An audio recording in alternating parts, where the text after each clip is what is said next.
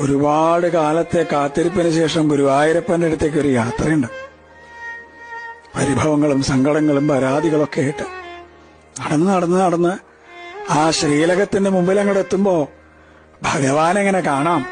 ശംഖും ചക്രവും ഗദയും പങ്കജവുമായിട്ട് ചക്രവർത്തി ഭാവത്തിലുള്ള ഭഗവാന്റെ രൂപം അതങ്ങോട്ട് കാണുമ്പോ കണ്ണ് നിറഞ്ഞൊഴുകും, തൊണ്ടയിടറും, എല്ലാം മറന്നുപോവും.